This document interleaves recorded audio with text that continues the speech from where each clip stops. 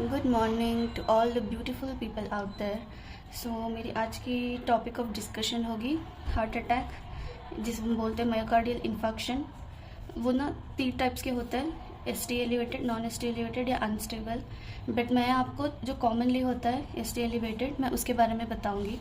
देखो, अगर heart attack हो रहा है ना तो सिम्टम्स होता है, दर्द होता है आपके शोल्डर ब्लेड्स के बीच में, जो आपके लेफ्ट आर्म या आपका लेफ्ट जॉ या आपके अपर एब्डोमेन तक वो फैल सकता है। और वो दर्द कैसा होता है, दर्द ना बर्निंग होता है, कभी कभी स्टैबिंग जैसा होता है, और कभी कभी ना वो दर्द को डिस्क्राइब करने के लिए पेशेंट अपना हाथ ऐसे करके अपने लेफ्ट चेस्ट के एरिया पे रखा होता है कि मुझे ऐसे, वो उसको ना लिविंग साइन बोलते हैं। वो अगर पेशेंट ऐसा रखा हुआ है तो वो कन्फर्म है कि उसको हार्ट अटैक ही है।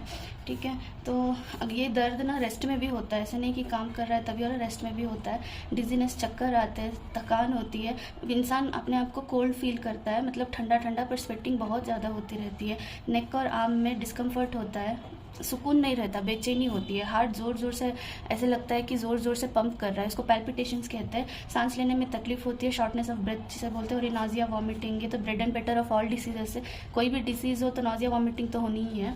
ठीक है, तो अभी इसका आता है लैब कैसे, लैब डायग्नोसिस क्या होती है, ब्लड टेस्ट करता है, इसमें लिपिड प्रोफाइल चेक करता है, और नेक्स्ट होता है एनुअल ईसीजीज करा के।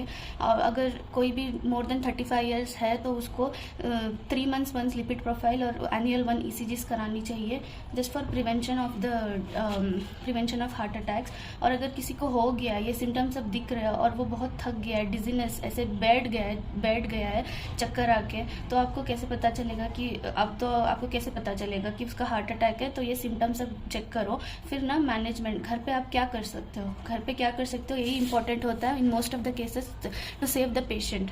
तो उसको हो गया है और वो बहुत थक गया है, डिजीनेस है, तो उसको ना प्रॉप्ड अप पोजीशन में बिठा दो, या जो भी पोजीशन में वो कंफर्टेबल है उसको बस बिठा दो। ये प्रॉप्ड अप क्या होता है पता है, ये ऐसे, इस चीज़ को प्रॉप्ड अप बोलता है। इंसान ऐसे, आधा सर ऐसे, ऐसे अगर कोई बेड है तो उसको प्रॉप्ड अप बोलता है। आप हॉस्पिटल्स में देखोगे प्रॉप्ड अप पोजीशन, इसको ऐसे लिटा दो, ठीक है, इसको प्रॉप्ड अप पोजीशन बोलता है।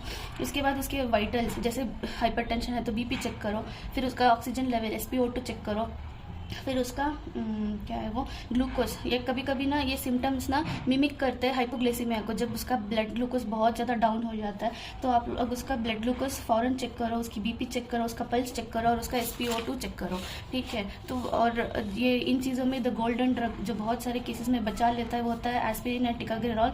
इसको ना सबलिंगुअली दो और इसका SpO2 मेजर करो। SpO2 मेजर करके, SpO2 ऑक्सीमीटर होता है, मिल जाएगा, ले लो। SpO2 अगर लेस देन 93% है तो उसको ऑक्सीजन सप्लाई की ज़रूरत होगी, तो बैग एंड मास्क वेंटिलेशन से आप उसको ऑक्सीजन प्रोवाइड कर सकते हो, ये भी आसपास में मिल ही जाएगा। और आप आती है बीपी की। बीपी क्या होता है, आप देखते हो ना, बीपी में ऊपर एक रिकॉर्डिंग होती है, नीचे एक रिकॉर्डिंग होती है।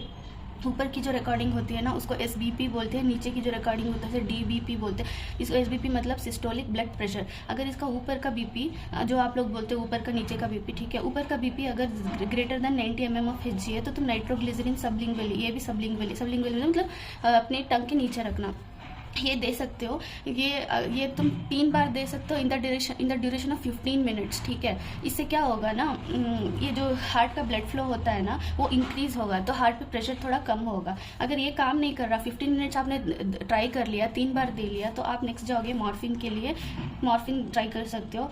इतना सब होने के बाद आप दे सकते हो बीटा ब्लॉकर्स जैसे मेटाप्रोलर, कार्बिडोलर। ये oxygen demand of the heart को कम करेंगे तो हार्ट रेट आपका कम होगा।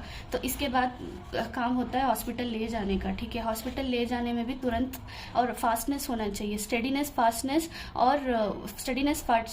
होना चाहिए। और इसके साथ ना घबराहट और स्टेडीनेस फास्टनेस में डिफरेंस होता है। ठीक है, घबराना नहीं चाहिए, तुरंत उसको हॉस्पिटल ले जाना चाहिए। ये सब करने के बाद अगर आपके घर के पास कोई hi fi cath lab available hospital है तो आप उसको within 90 minutes PCI intervention मतलब बैलून एंजियोप्लास्टी या करोनरी इंटरवेंशन कर सकते हो। अगर आपके पास लोकल हॉस्पिटल है आसपास तो विद इन 30 मिनट्स ले जाओगे ना तो thrombolysis, door to needle time within 30 minutes होगा तो थ्रोम्बोलिसिस करेंगे। ये तो डॉक्टर का काम है, मेजर तो आपका ये काम है, स्टिल मैं ये बता रही हूँ, थ्रोम्बोलिसिस करेंगे। उसके बाद ये थ्रोम्बोलिसिस विद इन 30 मिनट्स करेंगे तो बेहतर है, पर इसका विंडो पीरियड 4 to 5 आवर्स होता है। 4 to 5 आवर्स होता है। अब क्या करें जब आपके घर पे जो पेशेंट है या जिसको हार्ट अटैक हुआ है वो अनकॉन्शियस है, तो आपको क्या करना चाहिए? वो उसको ना CPR देना चाहिए। CPR क्या होता है, वो कैसे होता है, उसको वाइटल्स उसको कैसे चेक करते हैं, उसका वाइटल्स कैसे देखते हैं, पल्स कैसे देखते हैं, CPR कैसे करना है, ये सब मैं आपको नेक्स्ट वीडियो में इंशाल्लाह ज़रूर बताऊँगी। तब तक के लिए अल्लाह हाफिज़।